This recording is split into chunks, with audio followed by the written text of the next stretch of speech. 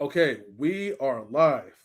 What's up, everyone? Welcome to Non Relationships Ladies Night. Before we Yeah, begin, I want Mr. Best to say his soliloquy because he definitely has some best words to say to the audience. absolutely, absolutely. Number one, we want to give a shout out to Kabila Jones Harding. She was the original host, well, the second original host of Ladies Night. You know what I mean? You know she transcended New Year's Eve of 2022. QB, we love you. We miss you. Think about you every day. You know what I'm saying? Thank you for blessing us with everything that you blessed us with. And we will continue to strive to bring all of the love, the light, and just the beauty that you brought to Ladies Night, and the class and the dignity as well. We appreciate you. You know what I mean? I'm gonna let M3 rock out. We'll have a quick little moment of silence, and then y'all, we're gonna get it going.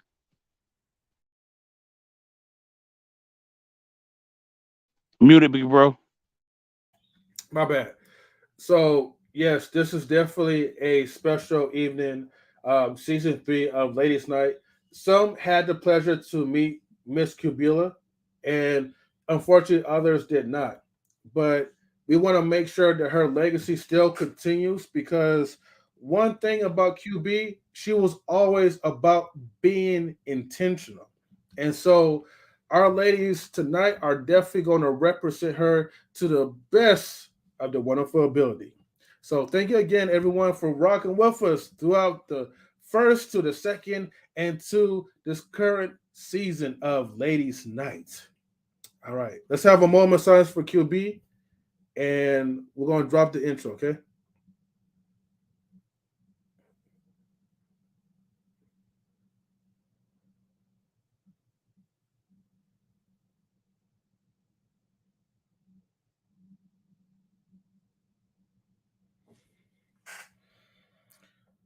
All right. All right, everybody, let's go ahead and we're going to get started with Ladies Night. Ready, Mr. Best? Let's go. All right.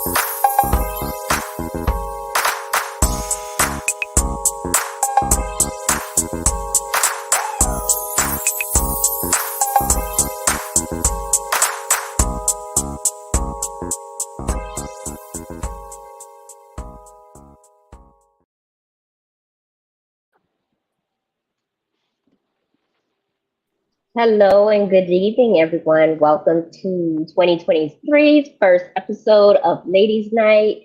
I am very grateful and thankful to be up here on this panel with these group of lovely melanated women from across the country, and some of them, well, one in particular on the other side of the globe.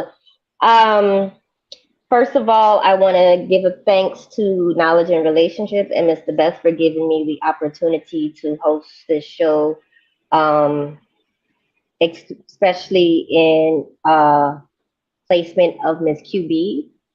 She was someone that I never got to personally meet. I have seen videos of her. I could never duplicate her, but I am honored to be standing in her place at the moment with this lovely panel of ladies. My name is Lady E. I am a mother of two, and I reside in the boot in 504 area, born and raised in this area by way of the Caribbean. Um, I'm pushing 40. I enjoy coming on streams. I enjoy speaking on positive subjects. Tonight's subjects will be a lot of positive energy. Shout out to mothers and shout out to scholars. Um, I will go ahead and pass the mic on to One Country Cookie so she can introduce herself to everyone out there. Hey everyone, this is One Country Cookie. I'm born and raised in Waco, Texas, but I grew up and became a woman in the boot as well. In college, I'm a mother of one. She's an adult now. I am 40. I'll be 41 on the 29th of this month. Go Geminis. And I'm just looking forward to engaging in interesting conversation with other women.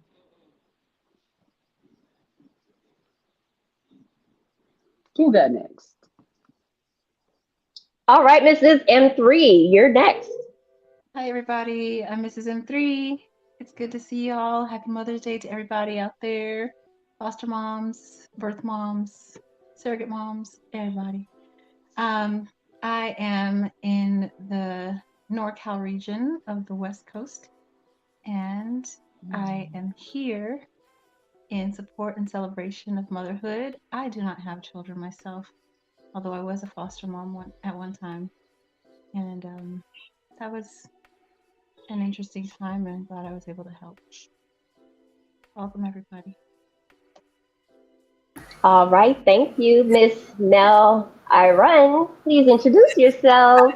I'm definitely happy to be here. I'm glad to be invited. I am I'm a doctor, and I have two of my own, and I'm so glad. And happy Mother's Day to everybody that's getting ready to celebrate Mother's Day in a few hours. So I'm definitely happy to be here, happy to be invited. And I've been a foster mom as well prior to me having my own birth kids. So I hope this is just going to be I know this is going to be just a great conversation. And I'm so glad to be here. Everybody's energy is so positive, and so I'm happy to be here. Thank you. And we now have the lovely Aqua, the lovely, when I say lovely, unapologetic, savagely humble. Welcome. I love that intro because that is so me. I mean, unapologetically everything. So Black. It was locks at one point. Now Baldini, as my homie call me. You know, I'm just unapologetic. But yes, I am savagely humble. I am the host of It's a Hard Knock Life podcast. I am from New York, but I live in the boot as well. I'm a mother of three. I actually have a child graduating high school in about a week and a half. So yeah, I'm not to 40. I'm halfway there. That's okay. That's okay. That is okay. We are going to be club 30s and 40 something up here. Okay, if all needed. I'm really 25. But thank you. Shh, don't tell nobody. I won't tell nobody. Thank you for coming. And next we have Miss Queen Forever 2K. Welcome to the panel. Please introduce yourself to everyone.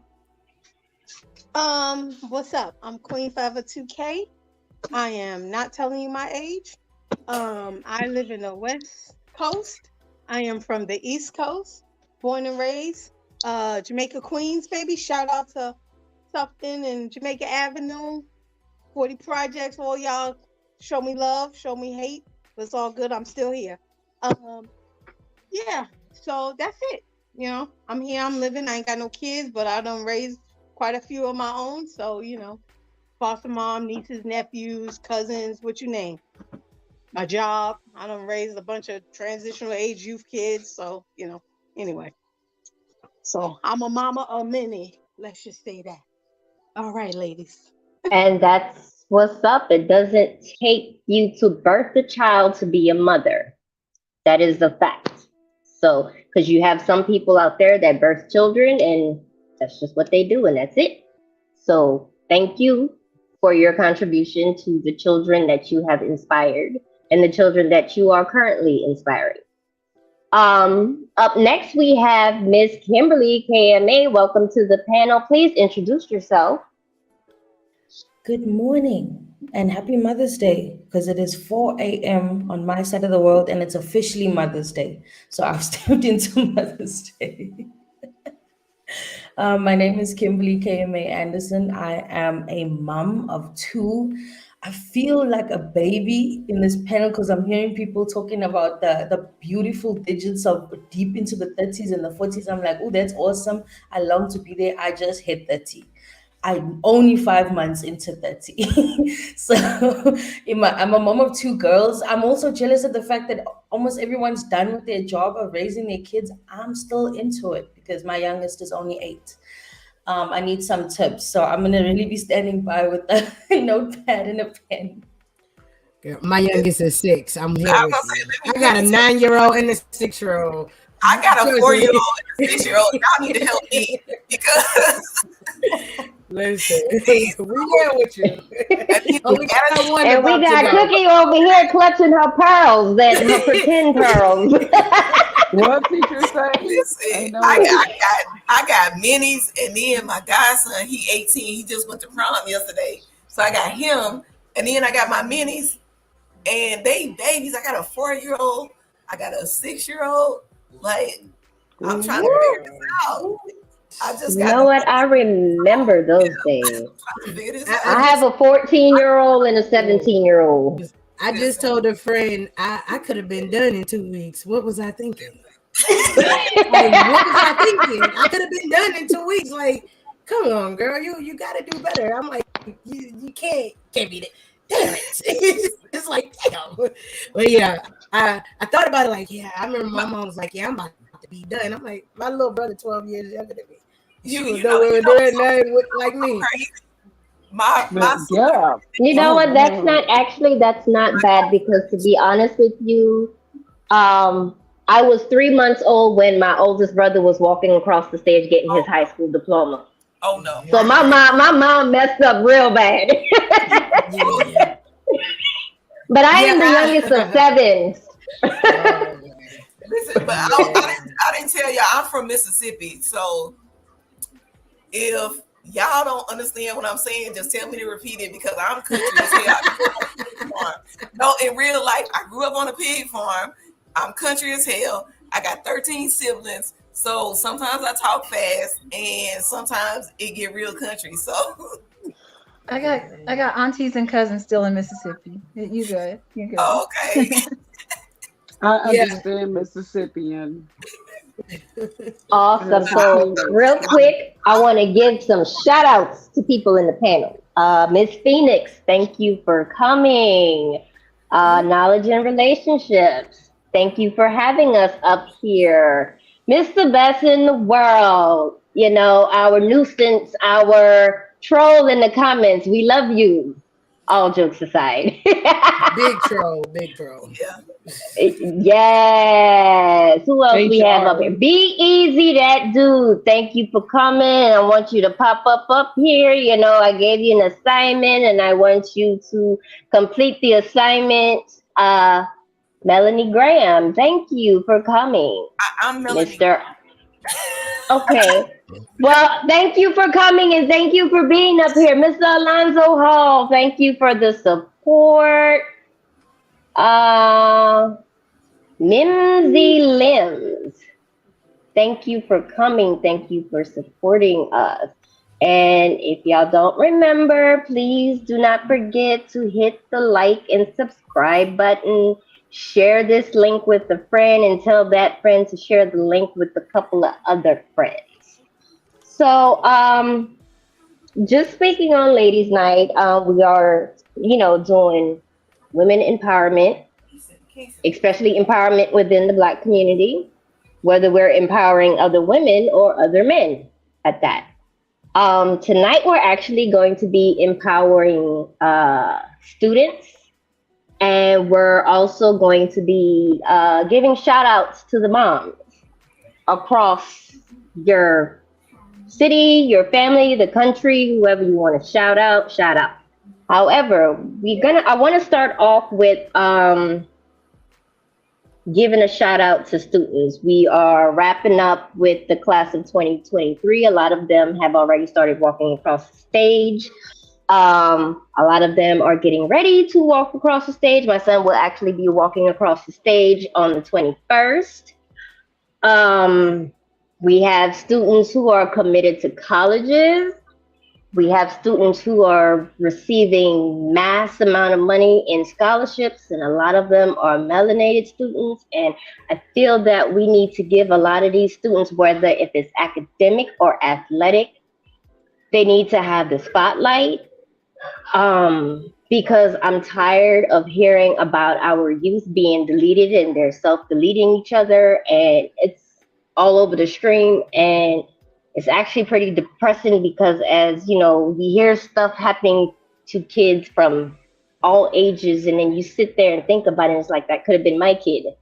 Mm-hmm. And so every day, you know, you're always thankful that your kid is still here and your kid is doing great. And there are other kids that we want to give recognition to. So I would first like to pass the mic on to One Country Cookie. And is there a kid or kids that you would like to highlight, that you would like to give a shout out to for their academics or athletics, or even both? Yes, man. If y'all don't know, I'm a coach. I coach girls basketball and boys track and field, and we just got back from our state track meet, and it was very interesting because the guy that performed the best was not even a full-blown track athlete. He's a football player, and he just came out to help the team, and his name is Andrew Huff. So he's got a full ride to Houston Baptist University. I think they have a different name now. I'm not quite sure what it is. They change it every few years, so I don't know. But it's a full scholarship. He's thinking about going into the transfer portal for football after his first year because he should be playing somewhere bigger. But it's the high school he went to. But he's a state champion discus thrower. I might have sent you a picture.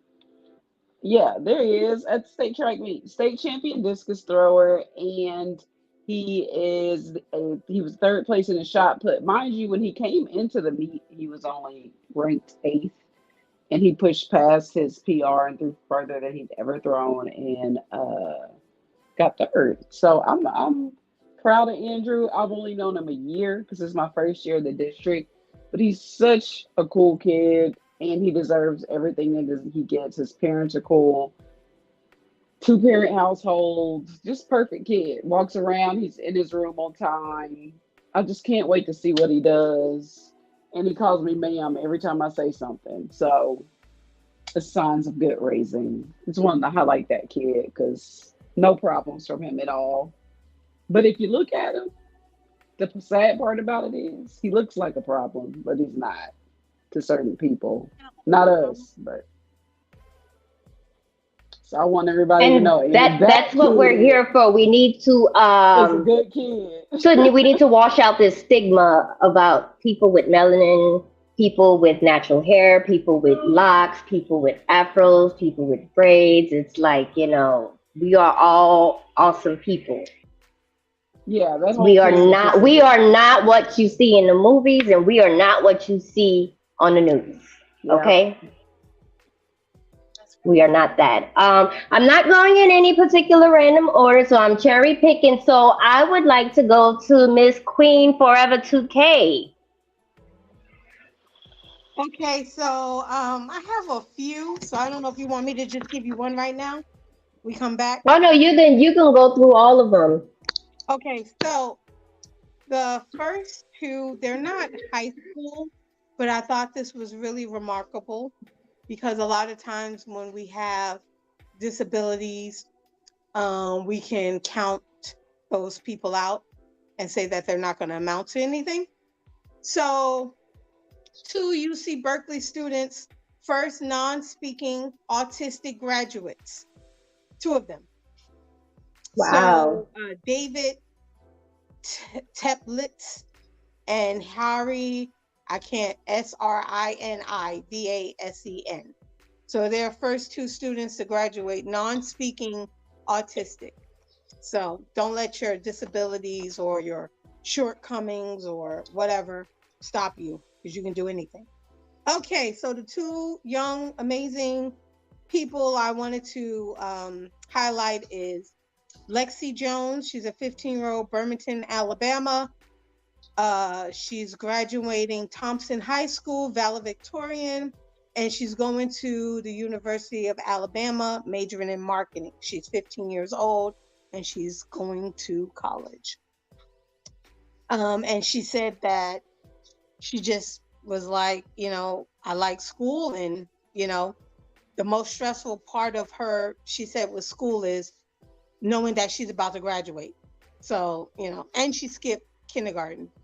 I skipped kindergarten too, so I must be brilliant. Okay, there you go. Anyway, I'm brilliant, girl. No, stop. So the other young person is Jack Rico. He's now 15 years old. When he was 13 years old, he earned 4 associate's degree from Fullerton College. Now he's 15, and he's the youngest to walk the stage at the University of Nevada in Las Vegas. So this 15-year-old is working on his 5th degree, and he's 15 years old. What's your excuse, adults? Come on. So that just made me feel some type of way about myself. Like, really? No, look, I was thinking the same thing too. I'm like, damn, where did I mess up at? I messed up somewhere. Somebody didn't do a good job. I'm really confused on how this is going. And then I start thinking about my parenting. Like, damn, my kid made it all the way to 18. Where did I mess up at? Where did I not guide him in the right direction? Jeez. But they said that he failed. He failed a grade, and so his parents were like, "Well, maybe we should just homeschool him." Oh. And they said they homeschooled him, and I think it was his mom. She said he's smarter than me, and so he was like, "I don't know what I want to do for my master's. I want to get my master's, but." So he's 13 with 4 degrees, 15 with 5. Okay, what's your excuse, adults? What's your excuse? I'm gifted and talented. For real. Yeah, you know what that means, people? Go get you those scholarships and go back to school, and you can do it online and get that piece of paper.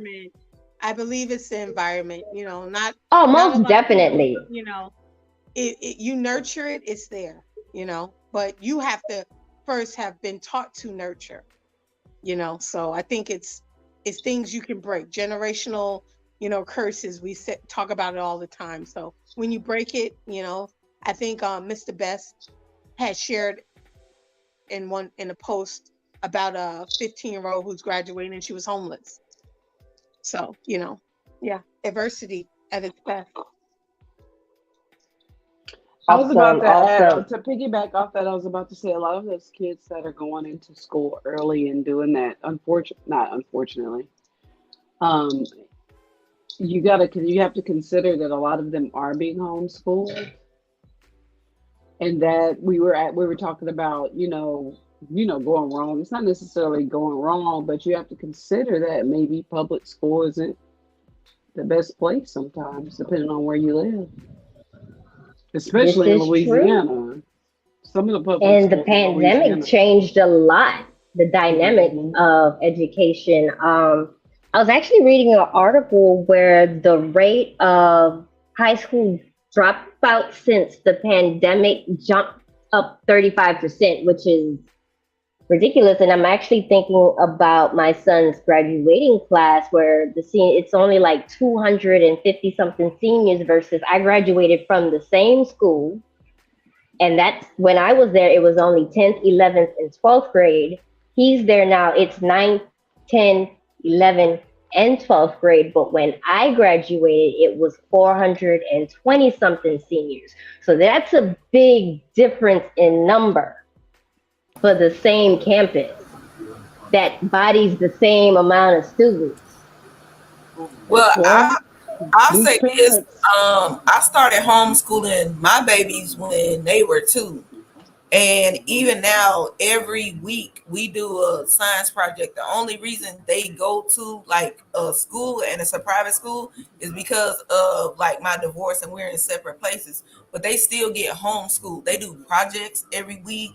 They do homework every week. Like I'm on them, but I'm not on them like heavy. I'm just like, let me teach you something that I didn't learn, something that I didn't get. So I was reading when I was 4. My daughter is 4 and she can read now.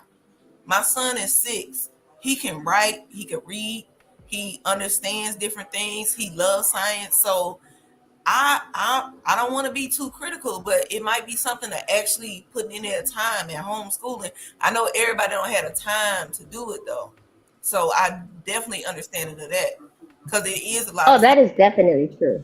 That is definitely true. Not everybody has the opportunity. I don't feel that I could do it, but I took it upon myself to get my kids enrolled in schools that are that would fit their needs in a sense. My kids, they go to school in 2 completely different districts because they require something different, which means, and their school campuses are literally like a 30-minute drive from one another. So, you know, that commute in the morning, yes, it's, you know, time consuming, but what needs to be done at the end of the day. And unfortunately, there are some people that don't have the means, and so their kids have to go to the school that is dedicated to their address. I drive an hour to my kids' schools because, for one, it was like in between where me and my ex-husband are. But then at the same time, me and him agreed on the school because I wanted them to get a certain type of education if I can't give it to them every day, because I can't completely homeschool them because we do 1 week on, 1 week off. So I can't completely educate them, but I still give them what they need. Like we just did a science project today. Like we built, well, we did slime today, and then we did a volcano the day before yesterday. But then he did water displacement the other day. I didn't even really understand what it was, but at the same time, you know, somebody trusted me with their whole life. So, but I just didn't understand it because that's just not my forte. So I just, you know, I'm just so glad I'm in a place in my life that I can actually give them that. And I know people aren't, but even if you aren't in that actual place, I think it's still like, I was reading at 4 because of my granny. It wasn't because my mom, dad, I had a good school or nothing like that. My granny set me down and we was reading every day. That's why I could read at 4. My daughter can read at 4 because we do the same thing now. We sit down, we read, we write. So I just think, you know, and I know my mom and dad, like the way that they work when I was growing up, that wouldn't have been possible at all. But, you know, I had my granny to step in the gap. Everybody don't have that. But we need to start finding ways to step in the gap to make sure that we have that. Like, it's so amazing. True. It's so amazing. True. Like, and the community plays a big role. Definitely a big role. Absolutely. Absolutely. Miss Martha, Miss Cietris, all them that was helping out too. Like, they was doing the same thing. And and everybody think when you say it take a village, you think about somebody like whooping on you or something like that. It's not always that. How it's, you know, like somebody like maybe just teaching you something, making you read something like that. And where is my husband? I could go get him. I said I had an ex-husband with the kids I have now. I didn't say I didn't have a current husband, sir.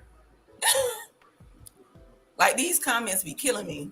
Can I just add in there that, you know, there will be no negative comments tolerated. You will be dismissed. So we are asking you to respect not just everyone in the comments, but please respect everyone that is on the panel.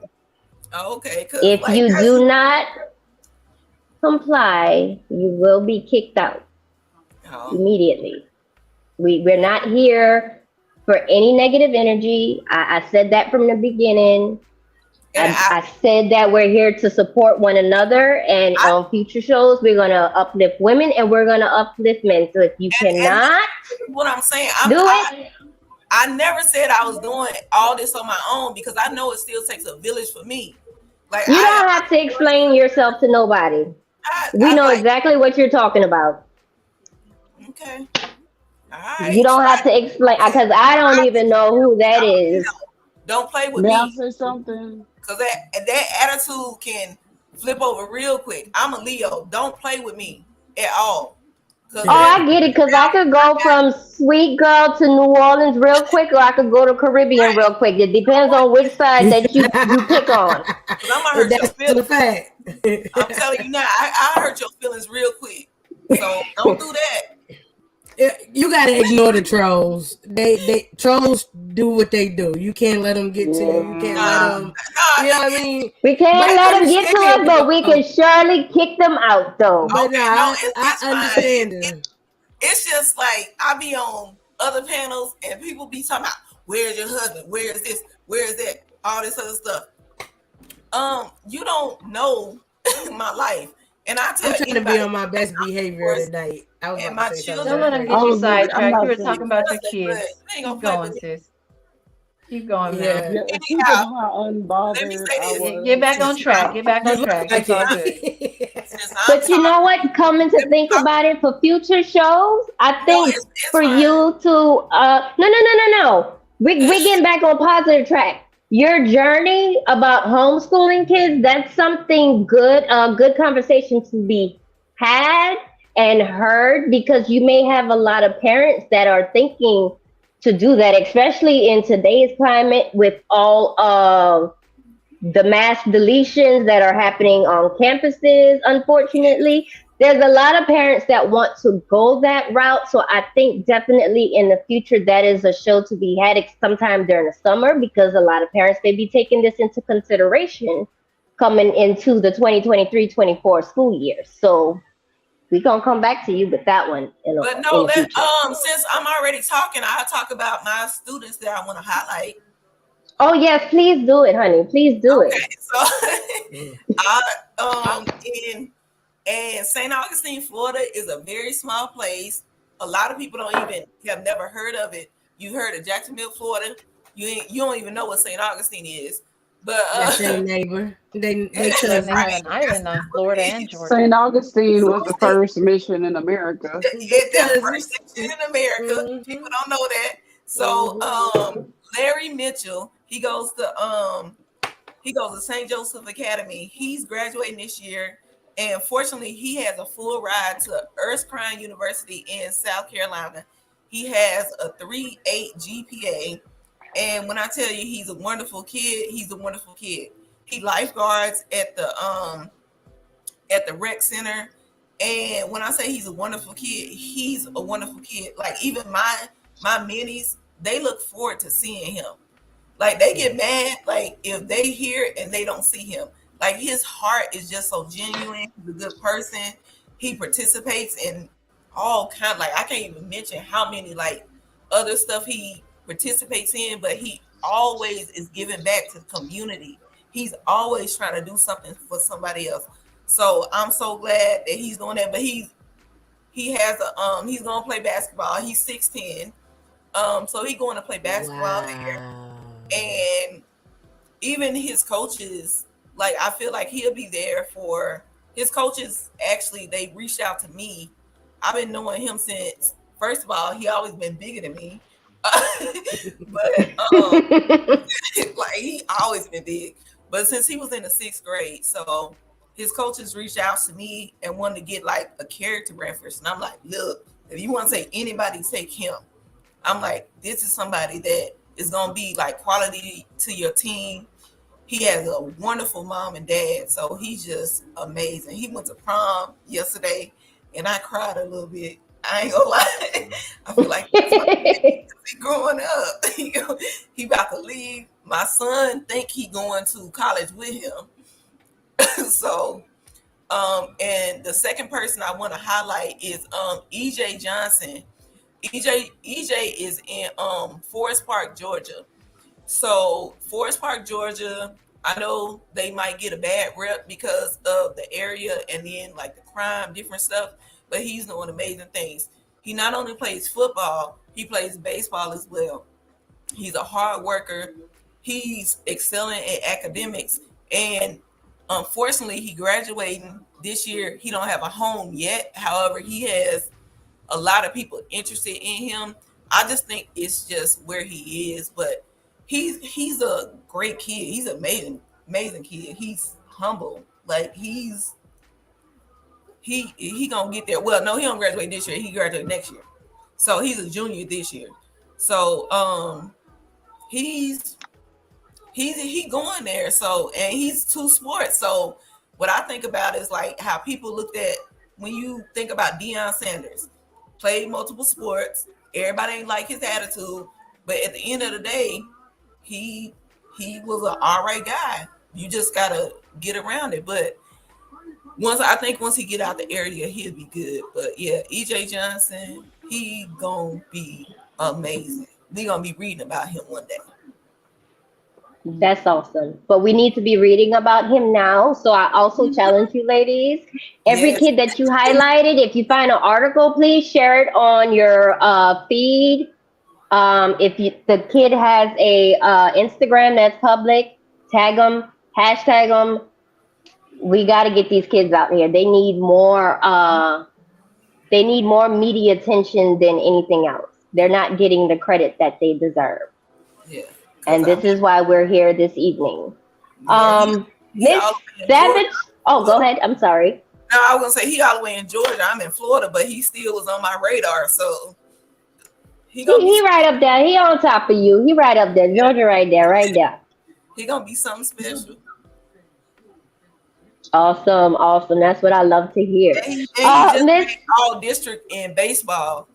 So in Georgia at Forest Park. So, and I've been coaching now. I think I'm at 19 years now. So I've been coaching a little while. So he gonna be something special. That's awesome. Especially in baseball, that's securing the bag right there. Mm-hmm. That is Absolutely. those baseball players. Wow. Yeah. So my nephew plays baseball. But one country cookie, I want to tell you, I was an All-American in track and field. So track and field, my first love. However, now I'm coaching men's basketball, and I help with baseball. I don't want to say I coach because I'm not trying to get all the way back in it. But yeah, so I mean, my brothers played, and so you gotta link up. Real, like we gotta link up. Hey, I'm down. Your Instagram, one country. Yeah. Okay, Absolutely. I got you. Awesome. So let's go on to Mrs. M3. Did we go to you about highlighting someone in your area? No. Am I on mute? No, yeah, we can hear you. Okay. So maybe most people don't know unless you've watched the other Ladies Night. I am a high school teacher. I teach freshmen mostly. And first of all, shout out to class of 2023, getting ready to graduate, the second since pandemic, getting to walk the stage. I want to shout out to my nephew who's graduating next month, and it's been a tough road for him trying to figure out if he wants to follow academics, farming, or football. And I'm proud of him because he's following his passions, and his parents are allowing him to do that. He's graduating high school this year, and have another nephew. He's graduated college now, but any of you that are out there, football players, getting discouraged because they scouted you and you're the top of your field when you were in high school, and now you feel like you're mediocre. Don't feel mediocre. You're still extraordinary. They just chose the best of the best from everywhere. So now you're competing with the elite. So know that. And Yeah, don't it's give up. hard out here. Yeah. It's hard out there at that next level. I It agree with is that. at the next level, right? But High don't quit. school, you're competing with average Joes and, people that like football but not necessarily want to make it a career. And then you find individuals who want to make a Everybody in career, college is good. and everybody in college is good at what they do. So you're not competing with the mediocre no more. So Yep. just don't give up. Those days are over. Those days are gone. The easy stuff is gone. It's behind them. That's right. Mhm. Yeah. So, and I want to encourage my freshmen to, this is going to be your sophomore summer. Enjoy it, and don't give up on your academics. Figure it out and understand that college is not as tough as high school. You have 6 classes a day in high school. You'll have 3 in college. You'll be able to go to work if you need to. Don't stress too bad. That's all. That's a good advice. Awesome. Thank A you lot of for kids sharing that. make the mistake of thinking that college is like high school, and they're like, I don't know if I want. They get burned out in high school, and I'm like, no, man, it's not the same. It's not the It's not same. especially if you do it right. And if you're an athlete, they'll schedule you 15. Usually, if you're doing not as well as they would like for you to, they'll let you drop 1. You'll drop down to 12. As long as you're full time, you can still compete. Right. It's And 2 days, full-time, 3 if you 12 do. units, they're thinking it's 6 classes. 3 hours It's a not. day you're in school. Yeah, it's It's 3 hours a day you're in 2 to 3 school. classes. Yep. Depending Yeah, on what you so take. don't freak out. No, but don't get in trouble because it's easy to wait. That extra time will get you in trouble. Oh yeah. Listen, If you're not at practice. God rest his soul, Coach Herm would tell us in a minute if we was gonna mess around and drop below them hours we needed. He'd be like, I'm about to send you on that hill. And we knew that hill was financial aid. Yep. Financial aid. They'll take a scholarship every semester. Look, They check on you. That's true. Yeah. They will. I remember That's the when I was semester in thing. college, even I had a semester I was doing horrible because I had taken 6 classes as a freshman thinking that's what I was supposed to do. And my coach, Oh or God. not coach, my counselor pulled me in and said, "Why are you taking 22 units?" I'm like, "That's what I was supposed to do. I mean, I just came out of high school, six classes. Like, no, you're killing yourself, and your grades are tanking. How about this?" And they were like, "Take PE this next semester, get your GPA back up, and then figure out what you want to do with your life." It's like, okay, best Exactly. advice. The best And advice. just that little bit of information can help another child Yep. that is lost, because you have a lot of kids that are the first child in their whole family who's going to college for the first time, so they are clueless. Yep. Absolutely clueless as to what to expect, what to do, and they're literally just like the kid that you drop off on the first day of school or preschool or kindergarten, and it's like they have their lunchbox and their book bag and they're on this big campus and they don't know what to do. And it's absolutely okay to not know what you want to major in. Oh, absolutely. 3 semesters that you're in college. For real, you can. General studies, if you start doing your math and your English classes, get those out the way, a couple of electives, by the time you figure out where you want to go, then you can actually tap into your core courses and have all of your requirements, knocked out the way. Exactly. Yep. Tell your counselor you don't know. It's okay to say you don't know. Talk to your counselors. It's okay to talk to the counselors. They're gonna help. Oh yes, bug you counselors. That's what they get paid for. Exactly. They're sitting in their office playing with paper clips Solitaire. and their staples and darts and God knows whatever, playing solitaire on the computers or whatever Drinking else. alcohol. Yes, just the door is wide open. I remember my counselor, his door used to be wide open. I used to just walk in there and I'm like, we got to talk. That's what they're there for. They want you to come and harass them, because when you harass them, they remember you. And when they remember you, they're always looking out for you. I remember they're always looking out for you. So, Lady E, I got a question for the panel. How many of us are like first generation, like college students or graduates? Who My mom else? did some college, but my But Not dad's even. education I'd was be I'd be lying if I said elementary that. school. yeah, like I Yeah, my mean, dad like grew up in that Mississippi. means something. Like I out of am for sure. this small panel, how many of us like actually went to secondary school? Like, well, it's not technically secondary school, but how Higher many of education. us like went to beyond like just regular school? Like, let me graduate from high school. I know for me, like with my mom didn't finish even high school because I know she fell pregnant back in high school.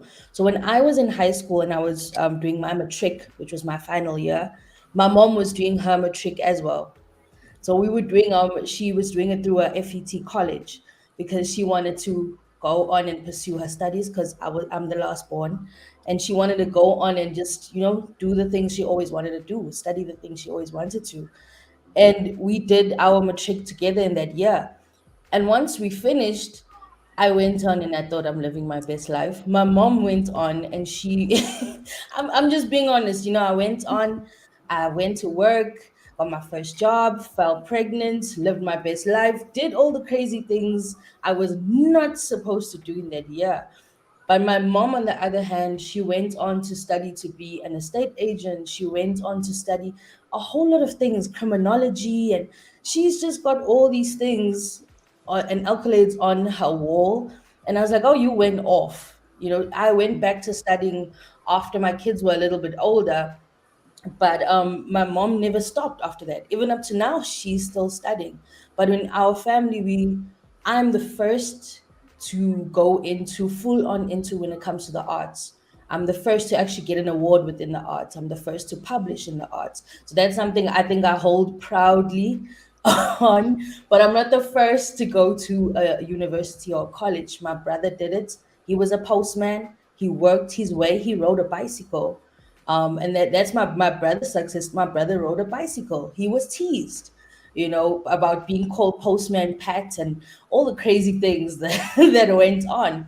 But he got a diploma in human resource management, opened the door for him to get a good paying job within the government. And he's still been just rising within the department that he's in. So I'm not the first, but I'm the first of many success stories in our family.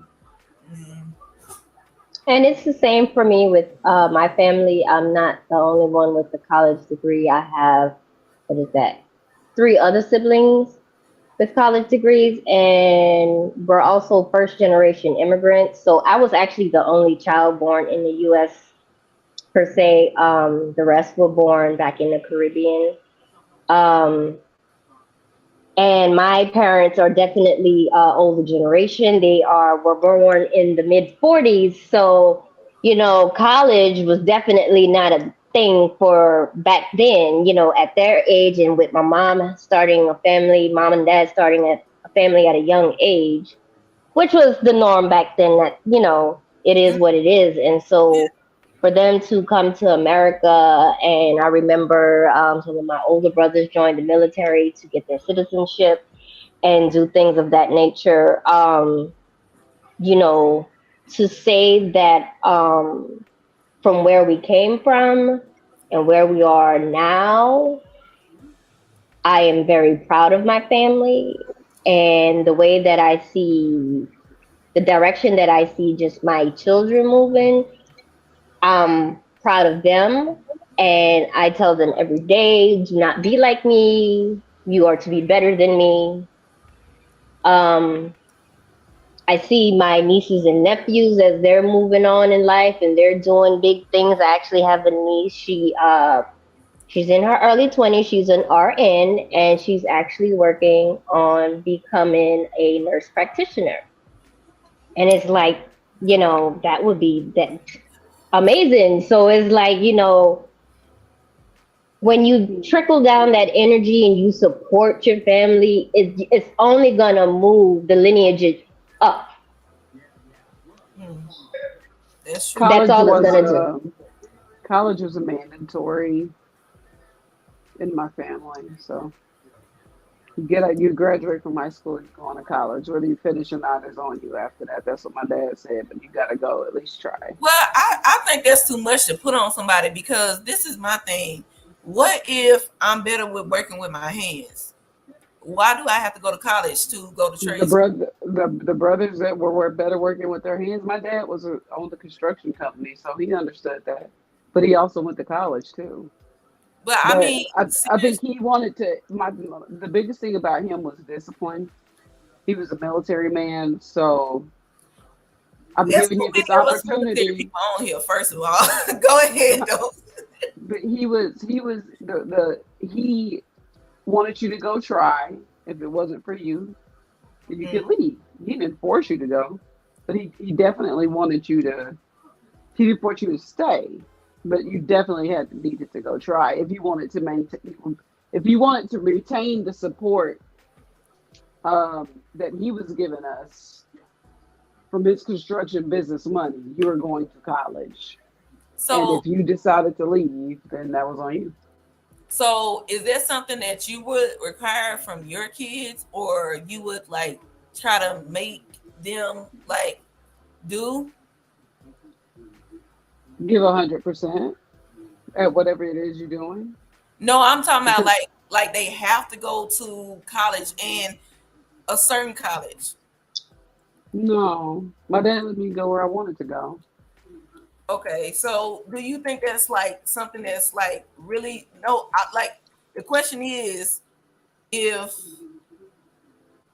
say like with me right now, I can go out and fix a lawnmower, I can fix my toilet, I can cut my own grass. If I say I don't want to go and get a degree in biology, why would I make you do that? That's a good question. A lot of the time, instilling in kids that they have to go to a good school, and a good school being Ivy League is not necessarily the case, because, for example, like One Country Cookie was saying, like if they wanted to do a trade, that's still school, right? Right. So if they're going, and that's still a lifestyle, thousands of dollars, or because honestly, almost half a fortune in a school that is known for bringing up lawyers and doctors, but they want to work with their hands and they want to be construction workers, it's a waste of their time and money, because they're going to I see where Cookie is coming from. I think it's first of all, I said we had to the go only to college. Thing I was gonna say is it wasn't 4 year. It didn't have to be 4 year. I could ain't nobody coming for nobody. We just talking. So I can fix my own toilet. But let me tell you this, with my toilet, and I had was puzzled, I couldn't figure out how to fix it. I called somebody. I paid him a lot of money to come out here for an hour. Why wouldn't I want my kid to do that if they could do that? I hear what you're saying, because I mean, I'm just going to interject because I'm in that position where my husband doesn't have a lot of formal education. It was not by choice. That 34 years down the road, he turns around and he's like, I wish I did have someone in my corner that was more motivational in saying, hey, you should actually go and finish school, because he didn't finish high school. It was not by choice, because he didn't have a strong authority figure. Mom is doing her own thing. No hate against my mother-in-law. I know she was in a bad space at that time, but he didn't have that strong foundation. He didn't have his dad with the strong foundation around. So he had no choice but from the age of about 15 to just go into the working world. So he was working from 15 up to now. Now, when he's in this good position in his job line, he works with cameras and security and all those nice things. He's had to go and study. His company, because they care about who he is, they care about the work that he does, and they see him as an asset to their company because of the knowledge that he's attained, because of not any formal training, but just because of practical stuff. So now there's certain things and equipment that he's got to work with because of the upgrades with security systems and all that stuff. So he has to go and learn certain things that the company can't teach him, or that he has to go learn and come back and teach people within the company. So I get where Cookie comes from and I get where you come from, but I feel like as parents, at a certain point, we got to understand that We have to give them that option. And sometimes there are no options. For my house, there's no options. I'll give you maybe 2 options and you got to choose one. Recently, my daughter didn't want to go and join choir. There was she liked the practice, but she didn't like going out on a trip. So I said to her, you got to go. And she's like, no, I don't want to do it. And I'm like, no, you're going to go because I want her to experience it. Then she can come back and say, I don't want to do it. It's not for me. Because that's how I had to learn when it came to certain things in my life. Y'all gonna have my voice raspy for church tomorrow. And I think Mel, I guess One Country Cookie had answered your question because she said that her kids have a choice, like she allows them to be who they want. I think that's what she was saying. One daughter. I Your guess daughter. Look, she corrected you real quick. I got one daughter. Like, wow. She said, "Don't put that on me. Do not put that on me." I guess to give more context in what I was saying. After high school, the way we grew up, like you said, you could fix your toilet, you could fix your lawnmower. Same. I was pouring cements. I was on shingling roofs. I worked for my dad from the time I was 10 until I graduated, right? That's what made my legs so strong. It's probably why I ran so fast. Buckets of cement. He didn't have a mixer. We were his mixer. So I get that part. I get the working with your hands. His thing was that the knowledge that you would need even to become a plumber, if you want to work with your hands to become a mechanic, there's still, if you want to be a legitimate business owner or legitimate whatever it is you want, whether it's hands-on or whether it's academia, you're going to be tested on it to do it legally and get the right type of income that you desire. But so that could be taught though. Like you still have to take the test. So why not take the test? You have to take a test to be a business owner? No, that's not what I'm saying. You have to take a test. Well, you have to take a test. Like if you were saying like trades, you do have to take a test to become a cosmetologist. You do have to take, you have to take a test to be a mechanic. So can I bring us to the 24th century, right? 21st century, right? Quick. Students in my class, freshmen, they're not even to the point of graduating their grade school years, and they have businesses and trades. So our generation, we had lawnmower, go cut somebody's grass, go babysit. These kids have, stock market, they got YouTube channels, LLCs. And they're not even 18. So, and it's not like it's unrealistic. It's like more than if it were a sickness, it would be an epidemic. There's more than a few. So I graduated in 2000, so thinking about just what our future looks like, some of these kids are not gonna go to college and won't need it. They're gonna already be established, can buy their own car, buy their own house by the time they get to college age. But 23 years that's ago, not everybody's situation, but a lot of kids this day and age, that is their reality. My brothers are 50 plus. So 23 years ago, what was being pushed back then? Let's not talk about 23 years ago. I graduated in 2006. I'm still a baby, apparently. So me too, baby. Me too. And then I reached out to somebody to learn how to own my own business. So I knew I had like I got something special. Let me get this to the world. I have my own nonprofit now.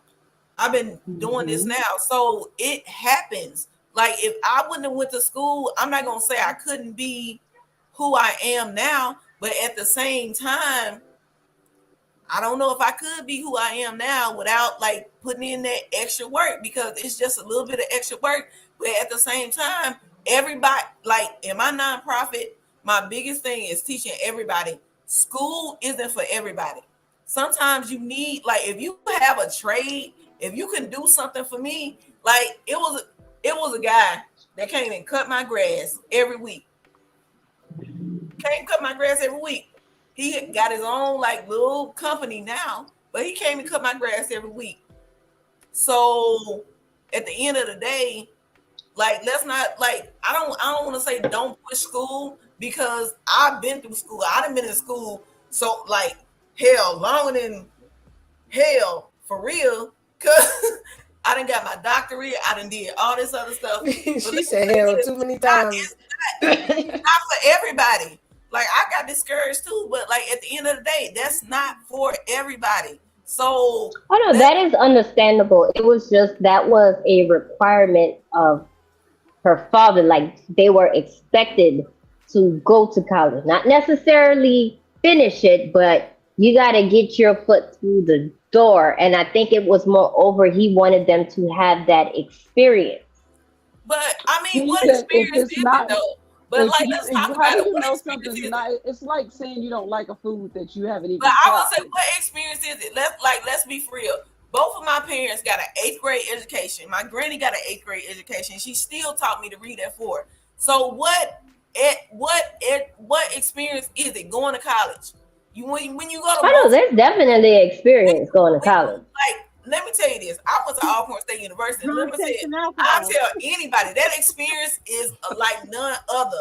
I don't even want to go around no other colleges. I don't even want to be around y'all, because even our homecoming, even like everything is being everything. But at the end of the day, other colleges, like say you just go to a college. I'm just going to go to see if I can get my foot in the door and get a degree.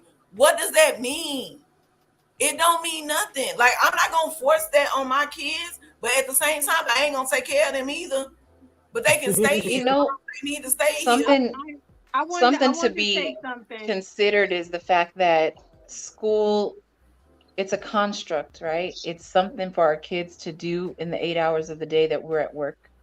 And to be quite honest, there was a time up until probably the 90s, a little bit after, where high schools provided a trade. You could go to school. Wood shop was a trade. They do that now. Automotives was a trade. They do that now. Like you would leave your high school, your diploma meant something. Not all high schools. In California, it's not so much like that. Not a lot of high schools. Not a lot of high schools. I know when I was in high school, I went to a career center, and you had everything from culinary to cosmetology to graphic cosmetology to designs. You don't want me to sing in church tomorrow. Oh, that's good stuff. But like for me, I did graphic. You don't want to sing in church tomorrow. Yeah, pipe down now, pipe down. But no, I with those is like for me, I did graphic design, and that helped me because I have a business in graphic design. Yep. That's not what I wanted. But that's not even what I want to do. But I also have 2 degrees. But I end up doing what I learned in high school versus what I learned in college, and what I earned the degrees for. They've taken it away from our high school kids. Hold on. I want to say this: is that I think everybody has their point. Everybody grew up different, and that's the way it worked for them, right? So the one thing that helped me in life was that when there was an interest in us as kids, my parents, no matter what they had to do, it was 6 of us, they made sure that we were in that interest, right? So if we wanted to do dance in school, they sent us to the best dance in school in Queens, right? If my other 2 sisters, one played the piano, one played the guitar, they had music lessons, right? My brother, he did art. He had art lessons, right? So whatever we wanted to do, they made sure that we was around that interest somehow, some way, right? So when they realized that, okay, well, y'all need to be grateful for what you have. We started helping out at soup kitchens. I don't know how old I was first time I handed somebody a plate over a counter with some gloves. But let's just say that it really helped me to know that this is what I wanted to do. So when I went to school, I knew what I wanted to do. I even looked for ways not to have to go to college to do what I wanted to do, but I couldn't, right? Mhm. Even now, I have to go back and get a master's because I'm even limited in what I can do. I want a license because I'm limited in what I have to do. Now, my brother, on the other hand, he's a tattoo artist. He's an artist. He ain't got to go to school. He taught himself how to draw at the age of 3, right? He was drawing comic books at 3, from looking at it to drawing it. So I don't know where that talent came from because it bypassed me. But, you know, so he doesn't need school for that. He didn't need. So what I tell the young people that I work with, you know, figure out what you want to do. Even the little kids that I'm around, my nieces, my nephews, other people, volunteer, get some experience in that field. I have a niece, a great niece right now. She loves animals. So she got a job working at one of the best veterinary clinics in the East Coast. And she loves it. The lady loves her. You know, this is what she wants to do. So we're figuring out how to help her, whatever. But I'm just saying, like, you know, the one thing I refuse to do, and I didn't understand this, and maybe it's just me, why waste all this time for something you hate? I laughed at some of the people I graduated with, and they hated me for it. Because they wasted all this time, all this money, and they hate what they do. So and I told them, some of them, I told them, I'm glad you hate what you do because you're a racist and I don't want you working with Black people in the first place. So please go do something else. But we not, because I'm a social worker. So I told them, please never work with my people. If they on your caseload, transfer. Don't ever work with us. We've been traumatized enough. We don't need you traumatizing us no more. So I didn't understand that. I never understood that the college, you know, college experience, yeah, whatever. I looked at grownish and I'm glad I bypassed a lot of that bullshit because, you know, all this theme was sex, drugs, and rock and roll party. I don't know what's wrong with these kids. That was the best part. What do you mean? That's a whole nother That's a whole nother topic. That's a whole nother topic. What do you mean? The career was the best fucking part. What do you mean? That was the best fucking part. Live your life. Not everybody's created equal. Some people don't come from that. So you want to play Russian roulette with your life? I mean, go ahead. Lady E, I didn't mean to turn this into something. Go pop that picture like that other girl did and see how your results come out. Let me slide in here. No, Lady E, I didn't mean to turn this into something that like. No, I think it's not. But these are conversations that need to be had because you know what No. I get it.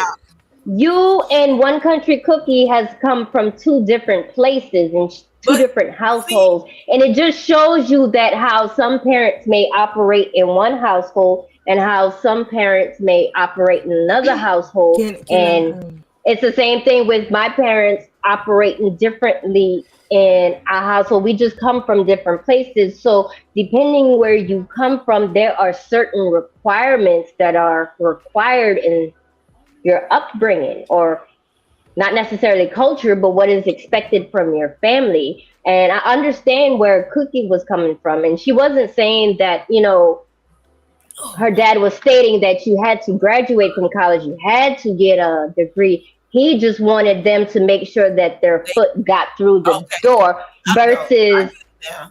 And I understand where you're coming from, where you don't need the education to start a business. However, if you want to become a doctor, well, I'm sorry, but you got to go to school. You got to go get the doctorate. I mean, there's no way around it. You know, it all depends on what you want to do in life. There's a lot of things where, you know, there's lucrative careers where you don't need a college degree. Right. But yet you still need some type of training, whether you may have to go through a certification program that may take anywhere from 6 to 24 months. Like there's something out there, but usually there is some type of training or some type of education that you need to obtain in order to go into that field. And even while you're in the field, there's the thing called continuing education where you got, and I'm surrounded with that at work. It's like something is dropping every goddamn 30 days. I got to log on a goddamn computer. Hold on, can I jump in here real quick? Can I highlight my student? Because y'all just took me on a whirlwind. I don't know. All right, let Miss Gabby go have her student. Let her have her student because y'all just made me listen as hell. I'm like, goddamn, I'm gonna be like, yeah, all right, yeah. Whoa, I done sipped my whole damn drink. I was trying to be cute and sip slow. Jesus. I'm making my way to the bottom. This girl, I was trying to slip slow and be cute, right, to match my hair a little bit. You know, blue is the theme. I was just trying to, but anyway, my student is my child. His name is Andre Little Jr. He is 17 and a senior in high school. He will be graduating on the 26th of this month.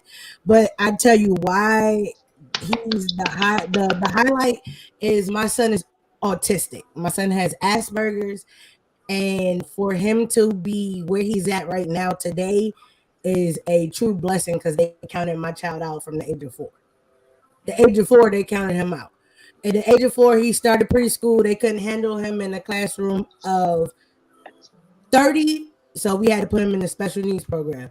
Me, as a young mother, I'm like, yeah, the way I grew up and where I grew up in New York, when you see somebody in special ed, excuse me, I know times are sensitive right now, but when you see somebody in special ed, the first thing you say is, damn, they retarded. Like that was the mindset back then. So that was my mindset still when they told me my son had to, put him in a special. I'm like, he ain't, like, what are you talking about? But not understanding the full extent of what the special needs program did. My son, he talked, but I really was the only one that understood him.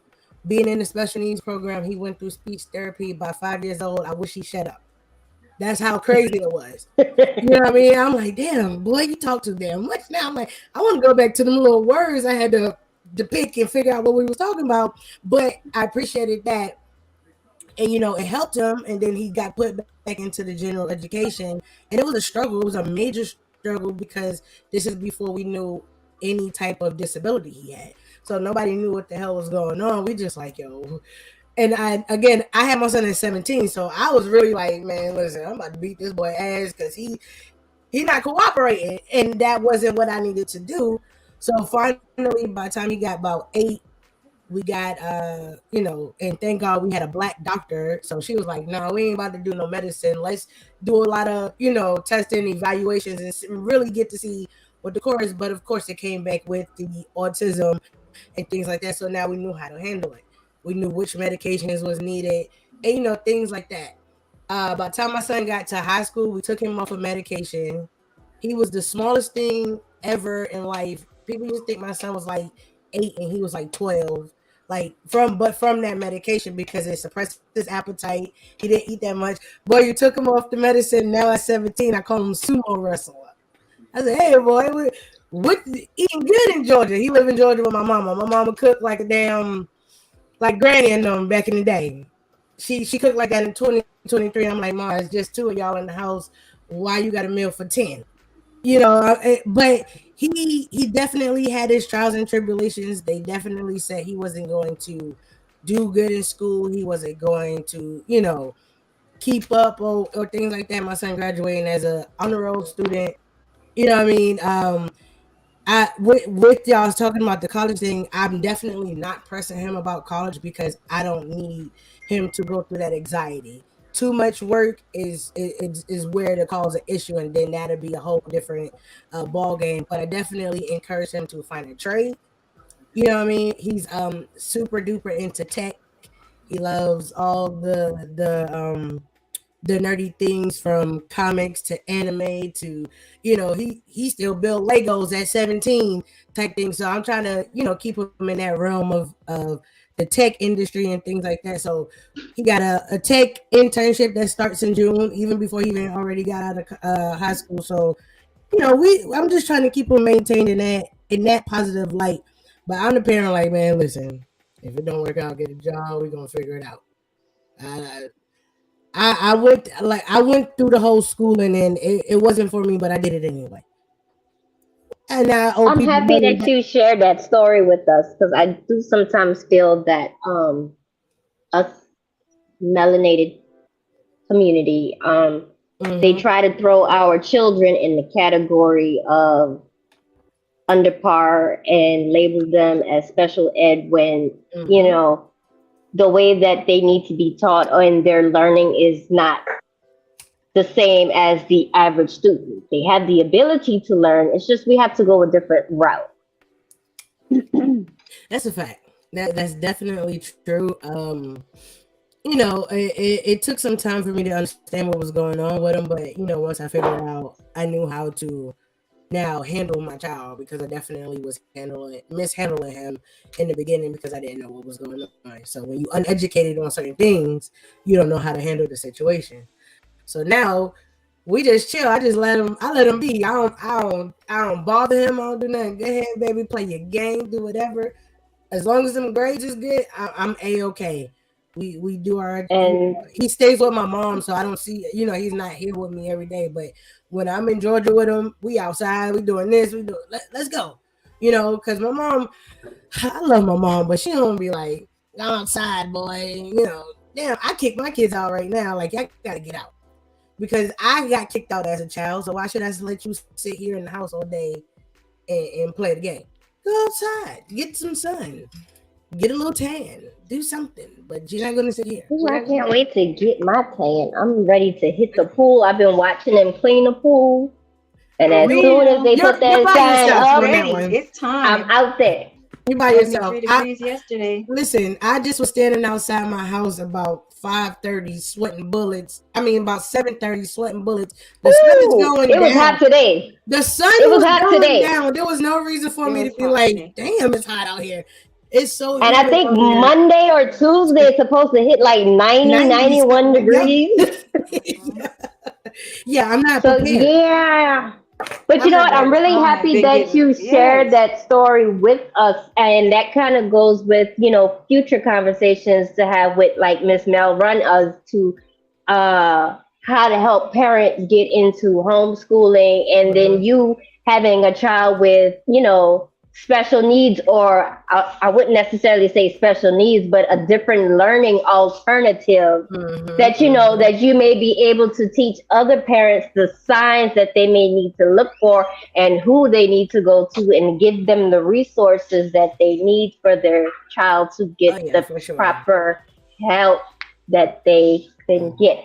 Anyways, moving right along, you know, I got to talk about a kid that, you know, I'm sure y'all heard of in the news, but I have to give him his recognition because he is from New Orleans and his name is Mr. Dennis Malik Barnes.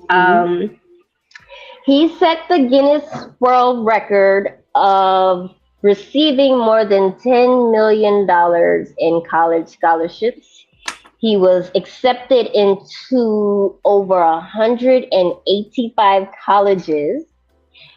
He is a senior graduating from a New Orleans public charter school. He is also graduating, I just learned today, 2 years early. He's actually only 16 years old. He is graduating from the New Orleans International High School, and he is fluent in Spanish. And just recently, he committed to Cornell University. And I know Cookie, you know, and I know Miss Savagely Humble, you know. New Orleans is currently the elite capital of the U.S. right now. Literally, someone is getting deleted every day. And lately, they did a story about women being deleted. Like, we just had 2 women deleted the other night, and one of them was out celebrating passing her NCLEX exam. Wow. And she leaves behind, if I'm not mistaken, a 2-year-old son.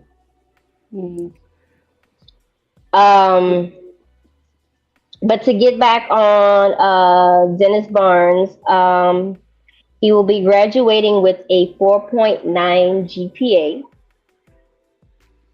Like That's I said, high. he's graduating. Yeah, that's very high.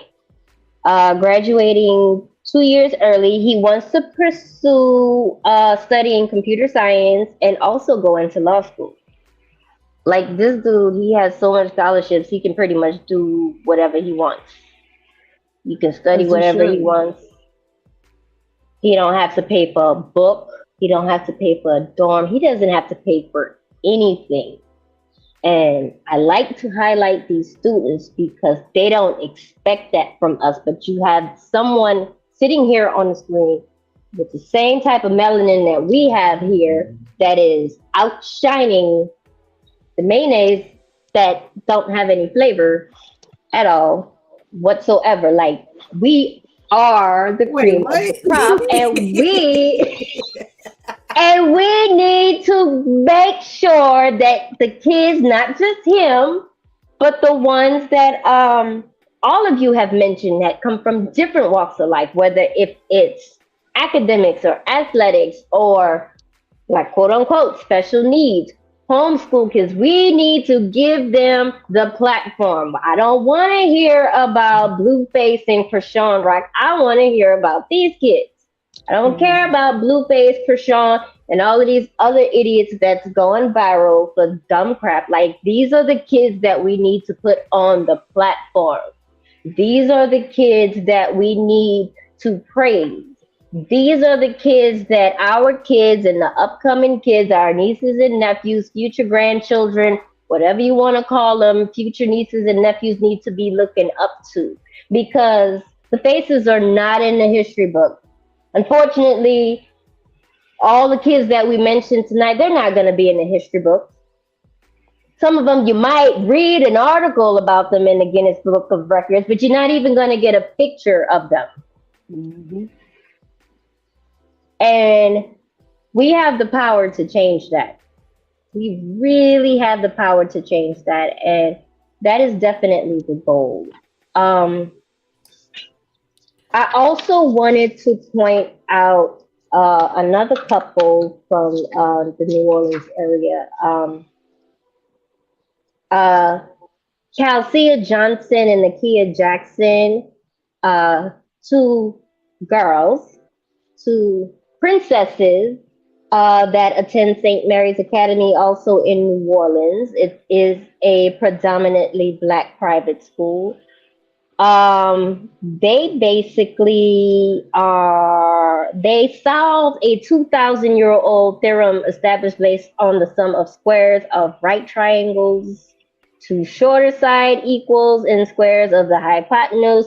So basically, they blasted through Pythagorean's theorem. I saw They solved it. 2,000 They years of solved math, it. right? 2,000 years of math, and they actually solved it. Pythagoras. But guess what? They're not going to be in the history books. They're not even going to be in the math books. They're probably not even going to get the credit that they deserve. We're hearing about it now, but I feel like not even 10 years from now, 5 years from now, their names are going to fade away.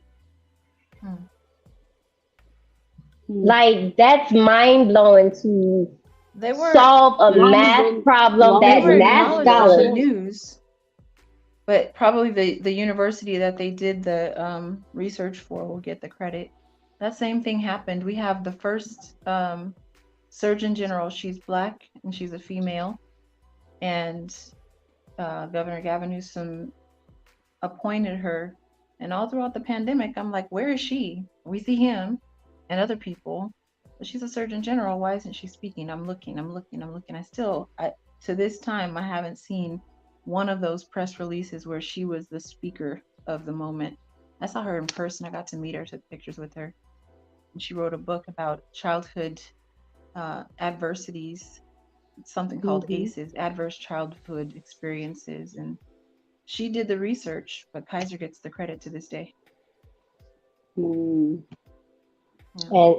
that's how it is.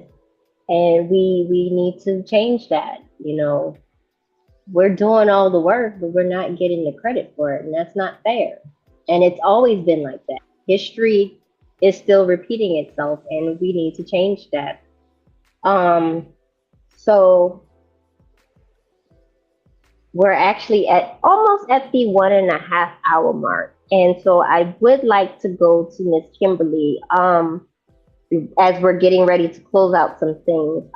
It's Mother's Day weekend. It's Mother's Day in South Africa right now. It'll be Mother's Day in an hour and a half where I am. And I know you probably might want to get a little bit more shut eye before you go out on about your day. But please, I would like for you, first of all, I would like to tell you Happy Mother's Day. And I would also like to give you the opportunity to give a shout out to any mothers that you would like to give a shout out to. Thank you.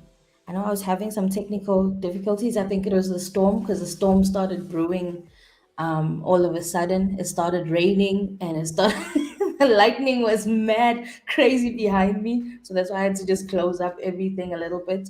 But shout out to my mom, Elsie Anderson, for practically raising two kids on our own. I know that wasn't easy. We gave you hell. We gave my mom hell. Thank you though for the raising. Thank you for the hidings that you gave us. If it wasn't for that last hiding with the broomstick, I would not have woken up. But also to the other woman that played a big part in my life as well. My aunt, my auntie Carol, which is my mom's sister, as well as the other woman, my grandmother, who's passed, and so many more women that have impacted who I am up to now. But for me, I'm not even just going to be basically highlighting one specific person or one specific individual. I'm going to be highlighting two foundations, art foundations, because I jumped into the arts because that was something that was not an option for me, for where I came from. My small town, I wasn't exposed to things of the arts. I was also exposed to just, you got to get an education because you got to get out of poverty type of situation. But when I did get exposed to the arts with having the education, I got more into the arts, and the arts actually started paying me more than the formal education that I have, the certificates that I have. I don't regret studying, but at the same time, the arts are way more rewarding. And so my shout out is going to go to also with highlights will go to the Sabiqua Arts Center, which is out in Benoni, because they help not just impart into just one person, but an entire generation of young people come through their doors. They have so many events where they are empowering youth, not just within the poetry sector, but also within acting and theater and just everything when it comes to relation to the arts, as well as women empowerment is a big foundation in what they do and in who they are as well. And another and a big impact as well also on the Black and colored, I can say, community, because we do know that's also another topic for, I think, another time, is we are segregated. In my community, I'm not classified as Black. In an American community, I'm classified as Black. But in my hometown, I'm not Black, I'm not white, and I'm not even colored enough because I'm colored. That's what I am. And then also another highlight would be the Kula Morelin Foundation, which is a foundation that I'm a part of. I don't want to talk too much about people and things that I don't know of, or people and things that I don't interact with, because I don't know if I can believe everything that I see in the media. I don't know if I can believe every certificate that I see that's coming out of one specific person. So I'm going to give highlight to all the young people that come through our doors in Alexandra, because Alexandra is one of the most impoverished areas out here in Johannesburg. It's surrounded by shacks. It was created back during apartheid. So what we did, and our head founder, which is Tato Morlin, opened up a space for young people to come in and young people to help groom them, instead of just going out into the streets and following in the footsteps of alcoholism and all those other things that just kill the South African youth, that's killing South African youth right now. We opened up our space for them to come and find basically a safe space where they can explore what they're good at besides their accolades. What are they good at? Are they good at acting? Are they good at writing? And all those different nice things. So my two highlights would go to those two spaces. I see the comments are going Awesome. crazy as well. Awesome. Well, thank you very much for taking your time in the wee hours of the morning to come up here, because I promise you, if it was me at 4 o'clock in the morning, I would not be here. I'm letting you know, and I'm just keeping it real. I would not I had be my here, coffee okay? ready. I had my coffee ready. I This had will my be coffee me. So we salute you for, getting up to come sit here with us. That is like awesome. It's like I said, and I feel it's the same way for everyone else that's sitting on this panel. Like if it was 4 o'clock in the morning and then it's on Mother's Day, yeah, we're not gonna be here. I'm sorry. Yes, Not gonna be. but It's not happening. is that not the thing as well? Like, because this is something that has come up before for me on not just this platform, but on other platforms. And even with all the nice things I've had to experience, I had to make that sacrifice of waking up at 2 a.m. so I can be on a Zoom session that's for people based out in maybe it's Texas, or maybe they're out in the UK, or whichever part of the world, India. And then I'm out there on a Zoom session. My husband's making noise, like, you making noise at 3 a.m. in the morning. I got work tomorrow. Same with, I would have work the next day. I'm on a Zoom at 3 a.m. I got to sleep for at least 1 hour. Going to be up at 5. So I'm used to it. I just haven't done it in a while, Well, you know what? Shout out to your husband for the support. Because that's a lot right there. Yeah. Sacrifice his sleep and your sleep. That's a lot right there. So shout out to him for being a great husband and for supporting you in all of your endeavors. And that says a lot about y'all relationship. It really does. And we appreciate it. We appreciate it. And to Miss M3, final shout outs to moms, anyone, closing remarks. What would you like to say? Man, I am eternally grateful to my mother, Claudia, who raised me and all of my siblings, 8 kids. She raised 7 of us. One, she went through a stillbirth, but my siblings, her first marriage helped raise me, and she worked hard her whole life to make sure I had the best of everything and a good education, and I appreciate her. And to this day, I'm so grateful for her friends who are still here on this planet, guiding me, my elders, my mom's good friends, my mom's younger brother too. My uncle is still around, but they never let a month go by, some of them not even a day, without sharing some word of wisdom with me, some love, some encouragement, something that they're doing that they thought, the younger women should hear this, younger generations than them need to know this. They're reaching out, they're praying with me, they picked up where she left off, and, kind of carrying the torch to make sure that I make it through this life, because some days you look around and it's just not the world that you grew up in, and you're like, what happened? All of a sudden, society is different. And maybe it was always that way, but as you get older, your eyes open, and it's good to have women of color who've been through the age that you're in, realizing the things that you're realizing that they probably realized 20, 40 years ago, able to help you say, yeah, you're not crazy. You see what you see, and it's going to be okay. Yeah, so I appreciate them.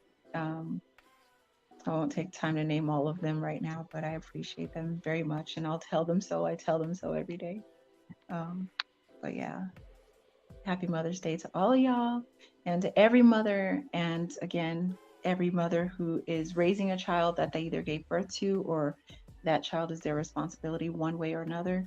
God bless you and be your strength through it all. Those kids are looking up to you, and your love is something that they will cherish their whole life. So be blessed. Awesome. Thank you. Thank you for sharing those kind words. Miss Savagely Humble, shout out, final remarks. I'm looking forward to hearing what the lady in blue has to say. Shout out to my mama. She had me at 19, so we grew up together basically. She definitely gets on my nerve, but what mom doesn't, but nah, she's definitely my biggest cheerleader. Everything I do, she on there. She still be like, but yeah, baby, what about that other job? I'm like, but this is what I'm doing over here. But yeah, what about that other job? I'm like, I don't know what other job you're talking about, but cool. This is what I'm gonna do here. Sometime as a parent, I'm sure I'll probably have some sense of it. Our parents don't understand what we're focusing on or the things that we're trying to pursue. If it's not what they're used to, they don't understand it. So sometimes you have to explain those things to them. So I explain these things, like especially like with podcasting and things. I had to explain it to her. Now she like, yeah, I think I'm gonna start a podcast. I said, okay, girl, I see you. I thought I supposed to follow in your footsteps, but I see you, girlfriend. It's okay, So shout out to my mom, especially for helping me raise my children, especially my son. My son has been with her since the pandemic. And, what I'm saying? She definitely took care of him as well as I remember her taking care of me. So shout out to her. But also, shout out to me for being the mother that I am. Okay, Snoop Dogg. Yes, for sure. Shout out. I was definitely gonna say that. So. I'm smoking with him too, so I guess call me Snoop D-O-double-G-Z-Z-Z-Z. Yeah. But no, shout out to me for being the mother that I am, being the woman that I am, doing as many things that I do, with owning a business, having a podcast, co-hosting a few other podcasts, producing about 5 podcasts. I have a morning show, so I do a lot of things. So for me to be able to accomplish those things and still be a mom is like one of the craziest things I think I've ever tried to do. Going to school and being a mom was nothing. This right here has definitely challenged my whole entire everything. And then also shout out to me for cutting my damn locks after 13 years. Because I needed a fresh start. I felt like I needed to be a new me. And I tell you guys, no lie, the first 3 locks that got cut off my head, I felt like a brand new person. I felt the weight being lifted off of my head. I felt the toxic energy that was attached to it coming up off my body. So with that the transition that I just, went through, it also coincides with a divorce. So when I say I'm a new me, it's a new me and a new day. So my whole focus and everything is totally different for every single thing. So shout out to me, man. And happy Mother's Day to you, lovely ladies. Happy. So Cookie, if you got one kid, do you just say Mother Day? Because it's not plural? No, it's mother's apostrophe S. But so it's ownership. She owning the day. The fact that y'all really engaged with me is absolutely insane. I know y'all know I was just being a damn ass right now. Y'all really was like, no, but it's like this. No, I'm just kidding. Because she was real sure, like no children. Well, hold up, no. Savagely Humble. I'm the petty one that has to make the difference between TWO, TO, and TOO. I will be quick and petty to correct someone on that. Me too. With that too, your, there. I don't even know how to mess up our, but it's okay. How do you put ARE for OUR is absolutely Oh, insane. I and really don't don't forget understand. Pacific and Oh specific. no. The greatest is want WANT and won't WON''T. How do we even mix that word up? How do we mix those two up at all? Lose and Why was lose the be out hardest here word breaking warehouse backs. though? What? Warehouse was the hardest Breaking word. Like which backs. where? I'm like, bro. Which way? But no, shout out to you, If ladies. I For see sure. another post with loose in it instead of lose, I'm gonna lose my My- mind. All right, Cookie, we on to you. Thank you, Miss Savagely Humble, for the shout out. Thank you for spending this evening with us. Y'all don't leave because I get the final word, and I got a final word for all of you. Oh dang! I was playing. My T Jones is what we call him in Waco, in Texas. My T Jones, my mom, is an amazing woman. She always has been, always will be. She was our biggest cheerleader. She had this loud whistle wherever we were. She whistle and we turn. It could be the biggest stage in the world. Uh-oh. Mama said, "Don't be talking about me." Somebody calls me every time I start talking. Now that was your mom. Like, don't be talking about me. My one child blowing up my phone. I don't even know why. It's Mother's Day weekend. She'll be all right. She'll at work. She's my mom was everything. She taught me how to be a woman. She taught me how to be somebody's future wife. She taught me how to lead with letting my dad lead. She was great. She had 4 girls, and then she had my dad's sons with his first marriage. So, but she mothered all of us, and she was kind. She was kind, but if you got wrong, my mama had a big fist when she balled it up. She was very scary. You know what I mean? But it took her a lot to get there. I just want to thank her for the stability and the foundation that she helped build with my father to create me, which goes on to, like Miss Savage said, I want to thank me for keeping my sanity after getting hurt and getting pregnant in the same year. You know what I mean? And I chose to be a mom, and I think it was the best thing that I could have ever done. Not double backing was even smarter for me anyway. And my mother,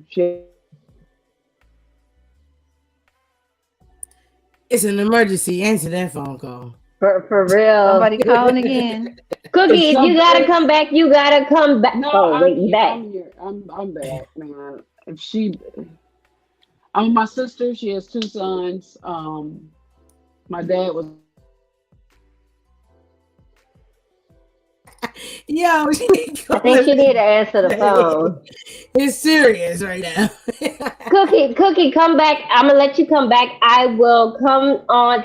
Get her cut thing off the screen. Miss Mel I Ryan, are you still there?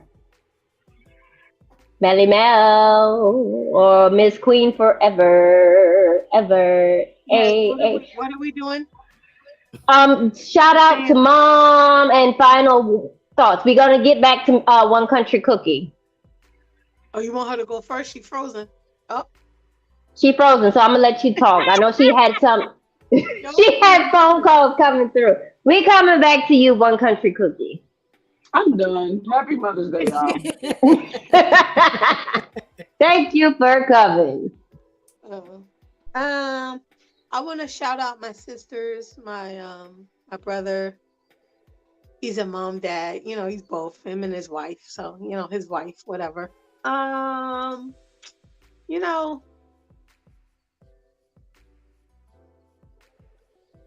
Shout out to all the mothers in my life that kind of took lead without saying it in my life when I lost my mom. Thank you. You know who you are.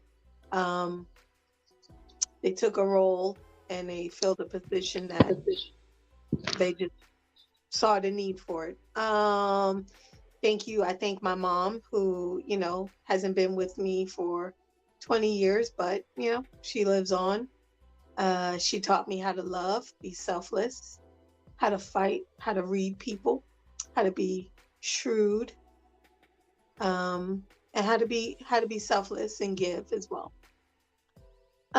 That's who made me want to be in the social service field, even though she worked in the hospital. She never, wasn't her job, but her love for people.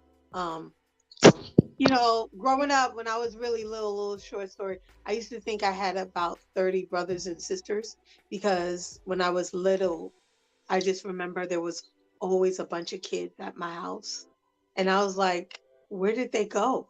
And it was like, those weren't your siblings. Those were the neighborhood kids that just love coming over here. You know, like there was always about 15 kids in my house. And I already had 5 siblings. So I just thought we just had a really big family for a long time. But anyway, yeah, shout out to all y'all. And my final thoughts is, foster the change you want to see in these kids, support it, feed it to them, and give them the space to be the best them. But equip them with the truth and reality, because, yeah, it's no joke out here. So, yeah, you can overcome anything as long as you have the right support. So I want to shout out to all those mothers who work their ass off to give to their kids and their parents, when they didn't have that, when you change the dynamic based on what you lacked, you don't blame anybody. You just do what you need to do, because you know what it's like to be without that. So you become that for them. So, yeah. And we need more, what do you call it? Village moms, village. You see a need, you fill it. You don't even ask no questions. That's all.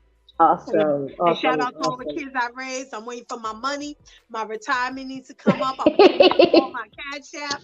I need my retirement home in Florida, Belize, and the West Coast somewhere. I'm gonna send y'all all my, my blank check. So I'm waiting for my money. Thank you. Like Queen Forever said, Trick better have her money. Anyways, thank you for thank you for the remarks. Thank you for coming. Miss Mel, are you still there? Miss Mel, I run. You are on mute. Are you still there?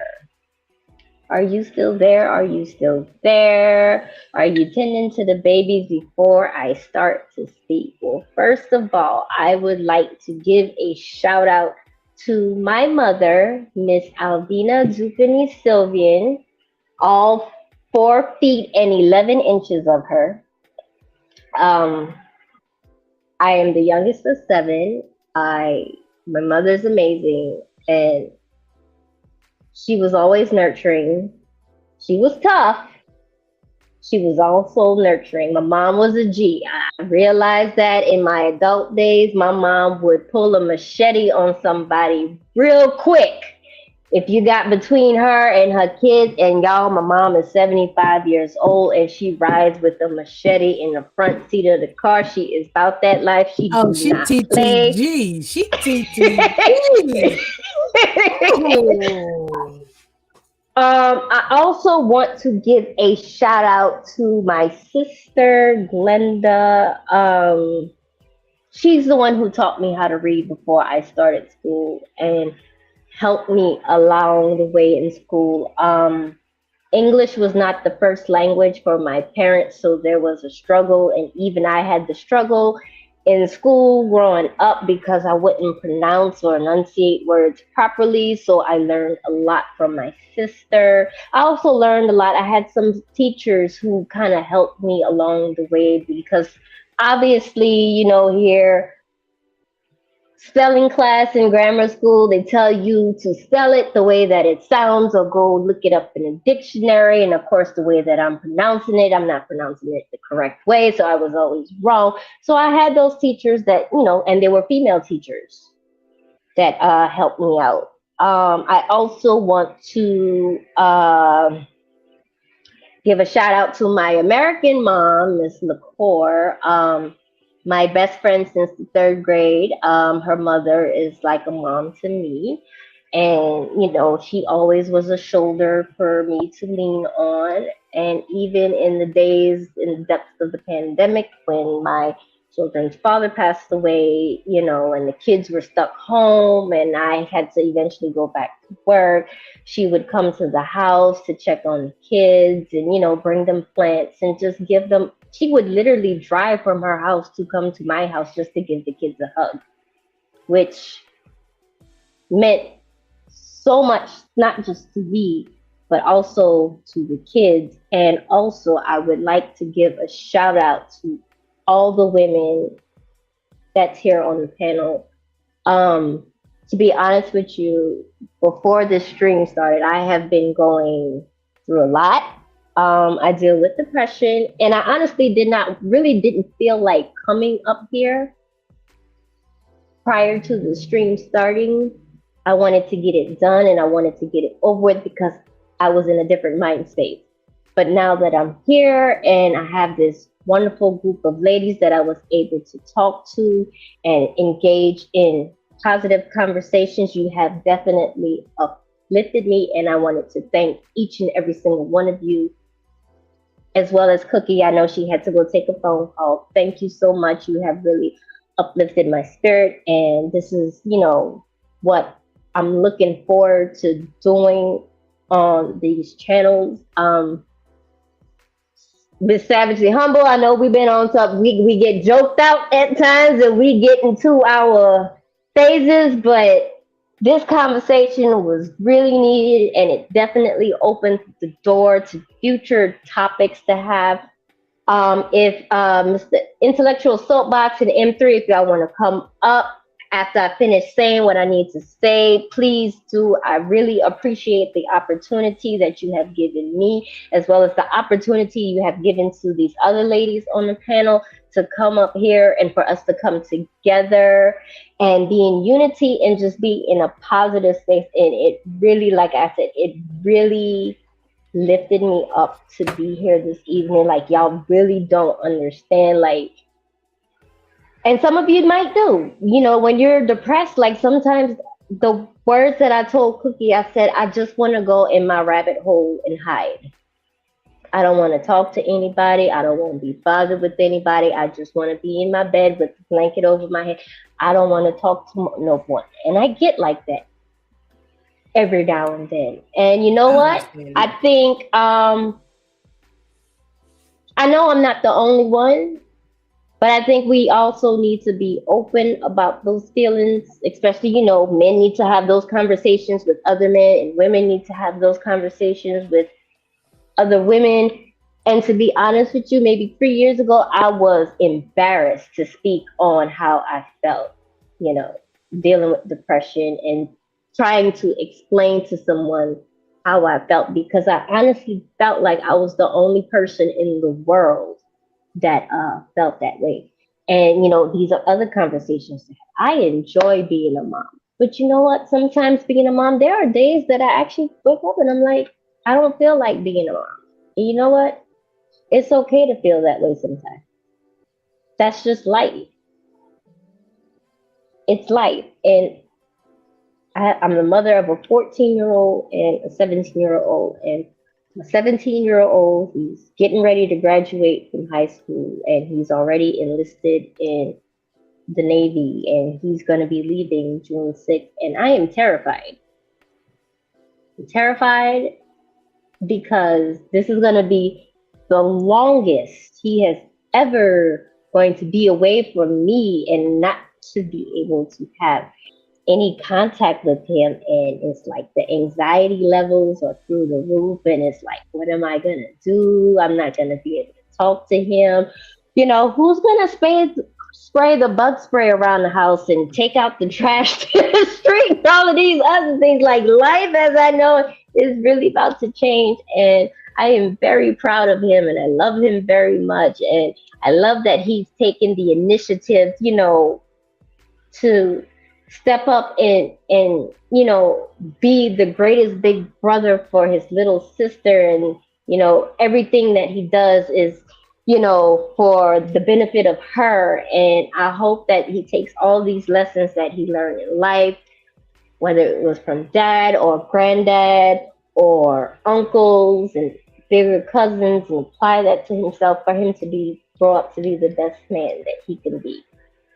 And once again, ladies, thank you so much. You really helped me this evening. I really appreciate it, and I love each and every single one of you up here. Thank you, and good night.